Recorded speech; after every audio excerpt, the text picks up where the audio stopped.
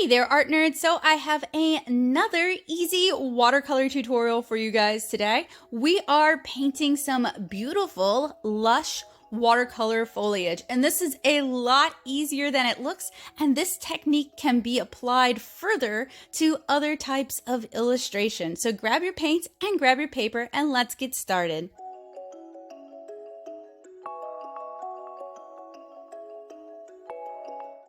So the materials you're going to need for today's watercolor tutorial are a piece of gatorboard or some other form of watercolor support, a scrap of watercolor paper, ideally cotton rag watercolor paper, cut into the size of a postcard, so 4x6 or 5x7, some washi tape. I'm using MT white washi tape here. Your favorite watercolor palette. I've got my Daily Driver watercolor palette here, but you don't need anything nearly that big. A ceramic palette that you can use to mix your paints, some clean water. I'm using filtered water because I live in Southeast Louisiana and we've got a lot of minerals in our water, and a paper towel, as well as your favorite watercolor brushes. So the first thing I'm doing is I am securing my scrap of watercolor paper down to my support. I'm using gatorboard for this, but you can use chipboard, you can use cardboard. It's basically something that's going to provide structure as we add water to our watercolor illustration. And I'm trying to bust through my stash of cotton rag watercolor paper scraps. I hoard them, which is a good thing. They are expensive. And this is a great way to kind of use up that stash. So the technique that I'm going to be showing you guys today could be applied in a lot of different ways. It's a beautiful technique in and of itself, and it produces something beautiful in and of itself, but it can be combined with other things to make greater illustrations. So there's a lot in common with the wildflower postcard I showed you guys how to do. We are starting with a toning wash using a cool yellow. And this is one of the reasons I suggested that you use cotton rag watercolor paper today, is we want those beautiful wet into wet blends. So I'm adding in a little bit of phthalo blue down at the bottom. So that's a cooler blue. And cotton rag watercolor paper is really the best way to get those beautiful blends. So I am starting with a little bit of a warmer yellow mixed with a cooler yellow, and I am referencing like foliage and grass silhouettes for this. So I'm not just painting straight out of my imagination. I'm kind of referencing a variety of grasses and their silhouettes and really trying to capture that here for you guys. And I'm going to be working in 4 to 5 layers, allowing each layer to dry fully. And we're starting with our warmest color. So we're starting with our yellow, and we're going to be working to our coolest yellow, which is going to be an indigo blue. And we're going to be working through all the greens in between to kind of build up this idea of depth and this idea of layering and building up perspective and building up atmosphere through these layers that are becoming progressively cooler and progressively smaller. So for our tallest layer, we're starting with our warmest color, implying that the sun is kind of hitting these strands.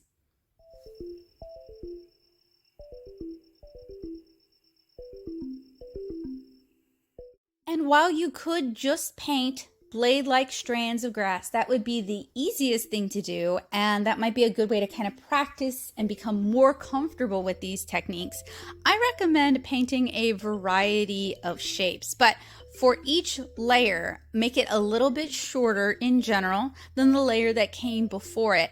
And for the yellow layer, I recommend working really tall, so that gives you more room for your other layers, and that kind of helps us build up this idea of scale.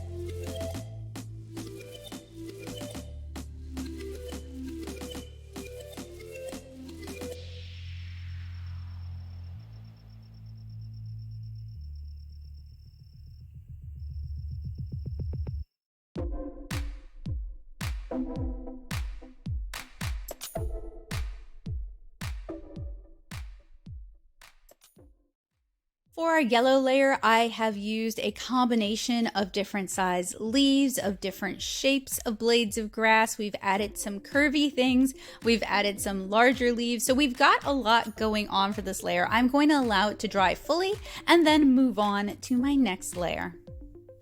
So for our next layer, we're going to be using Hooker's Green. So this is kind of a nice quote unquote true green. If you want more layers to this, your next layer could be kind of a yellow green or an olive green. It doesn't have to be as blue a green as this.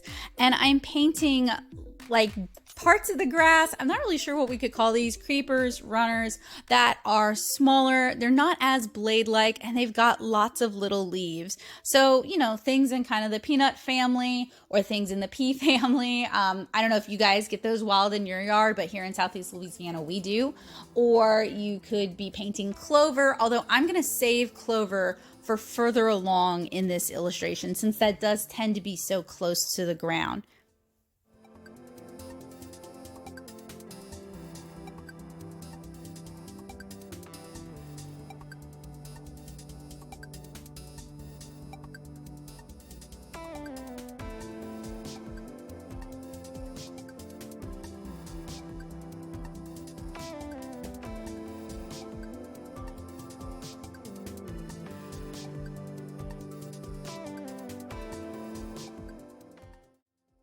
And again, I'm painting a variety of leaf shapes. I'm painting a variety of plant sizes. I'm going for some overlap. We're really kind of creating a lush sort of lawnscape. This could also be used to paint, say, trees, or it could be used to paint, say, bramble. This could also be useful in, say, meadow scenes or other types of nature scenes. My comic 7-inch Kara is about a 7-inch tall little girl, and since she is only 7 inches tall, I paint a lot of grass close-ups. So this is a really beneficial technique to me because it allows me to kind of create this lush, almost like a jungle world for Kara to explore without it just turning into a swamp. Because even though I live in Southeast Louisiana, not all of us live in the swamp. And painting grass and painting foliage can sometimes turn very swampy if you don't handle it just right. And I've found that staying away from the wet into wet so much and more painting these sort of layered, very distinct foliages and really using your color theory and contrasting colors kind of helps keep things distinct.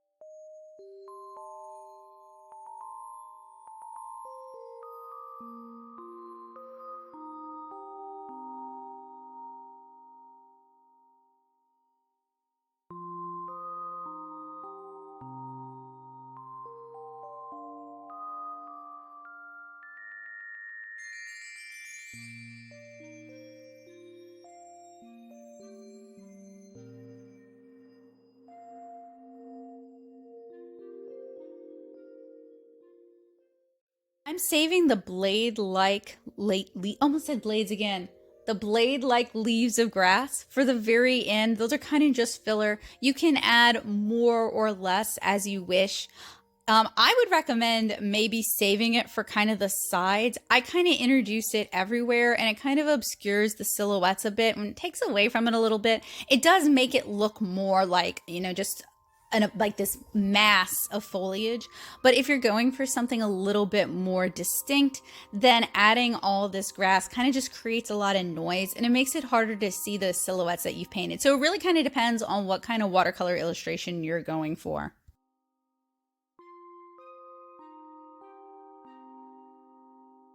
So I allow this layer to dry fully and then I can start on my third layer and I'm working progressively blue. So I may have grabbed some undersea green, I may have mixed some phthalo blue into our Hooker's Green. It kind of just depends on what you've got in your palette. But I'm painting much shorter pieces of foliage, pieces of grass, lawn clutter, weeds. I don't know. It kind of depends on how you think about it. I like a lawn with lots of variety, not just all St. Augustine. That's not particularly great for the environment. A healthier environment has lots of different things growing in it, but that's just the earth environmental science background in me talking. Gives the animals more to eat than just St. Augustine and gives them more ground cover, and frankly it's more interesting to paint, although more challenging to paint when you're painting a lot of grass scenes. But at this point I'm working a lot cooler and I'm working a lot smaller, so even the leaves for the most part are going to be a lot smaller at this point. Hopefully you guys can see how we've created the illusion of the sun hitting the grass with those bright yellows for the uppermost parts of the grass. And as we move away from the areas that would be closest to the sun, that would be standing above the rest of the lawn, we're starting to get cooler, darker colors. Those are like the plants that are kind of more in shadow. So at this point, I kind of reassessed what I did and I realized I didn't really have a lot going on in the middle. So to buy myself some range, I go back in with the hooker's green and I add some taller plants. So realistically, if I were going to paint this again, what I would have done instead is I would have done my yellow layer. I would have done an olive green or a green gold layer. Then I would have done maybe a phthalo and yellow layer, so like a really fresh, bright spring green. Then I would have done a hooker's green and moved on from there just to kind of buy myself some space.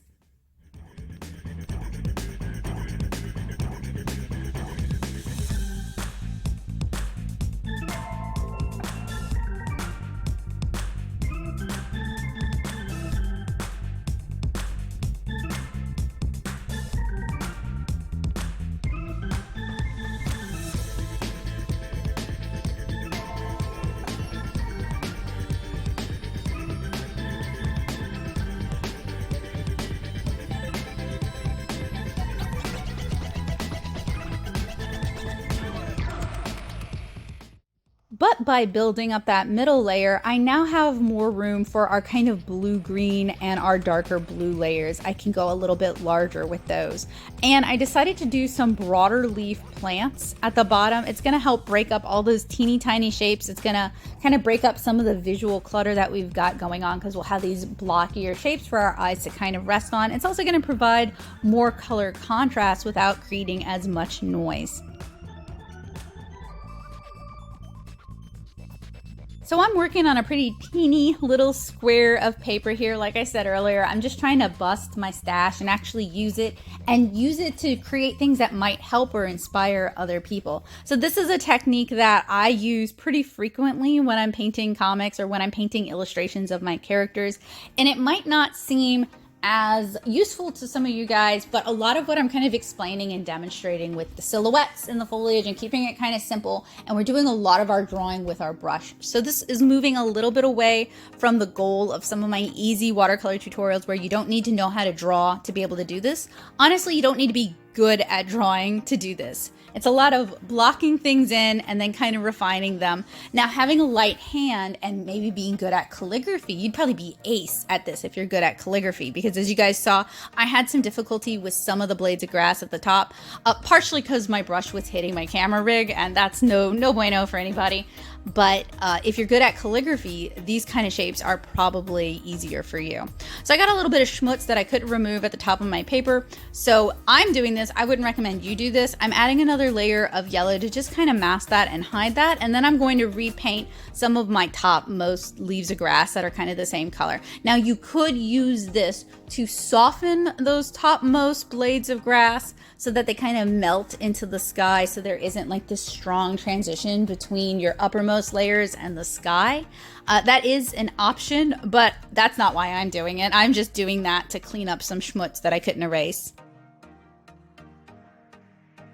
And finally, I'm using some indigo to start painting in some teeny tiny clover down at the bottom. And I really want to kind of fill in a lot of that space, so we still get some pops of the original layers of color in between, but we don't necessarily have as much visual noise. And what I mean by that is, as we combine all these teeny tiny shapes, they start to kind of create almost a static-like effect. And you could use that as a technique if you want to, but it can be very fatiguing to the mind. And I'm talking about this coming at it from a comic artist perspective, right? A lot of what we do is a combination of very simple things combined with very detailed things, and it's always a balancing act because you're using that combination of complicated and simple to draw the focus and to draw people's attention.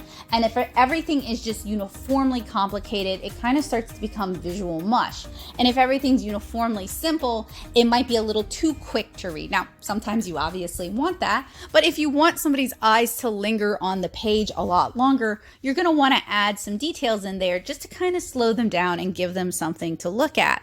So when I'm painting illustrations like this, it's a balancing act between very complicated and very simple. But when my foliage has fully dried, I remove my masking tape by pulling it away at a 90-degree angle. So if it tears, it doesn't tear into the illustration. And there we have a fairly simple way to paint some foliage that looks a whole lot more complicated than it actually is. And the real key to this is varying sizes, varying shapes, and varying colors, and going back and adjusting things as you need to. So I would love to see what you guys do with this. Are you going to use it to paint trees? Are you going to use it to paint meadows? Are you going to use it to paint bouquets of flowers? There's a lot of different applications that these techniques can be used, and I'd love to see what you come up with. So if you do use this tutorial as inspiration, please consider tagging me at Nattosoup, Nattosoup, on all social media so I can see what you made. I'd love to see your art. I hope this tutorial was helpful, useful, and inspiring for you guys. I hope I shared some information that you guys enjoyed and could utilize. If you're looking for some more watercolor tutorials, boy, do I have you covered. I've got so many watercolor tutorials here on the channel that I hope you guys will check out. And if you guys are new here, it would really mean a lot to me if you click that subscribe button and the bell notification so YouTube lets you know when I update. Huge thanks to my awesome Patreons for all the support that you guys have given me over the years. I really, truly appreciate it. And I hope you guys enjoyed this tutorial as well. Have a wonderful day, guys. Bye.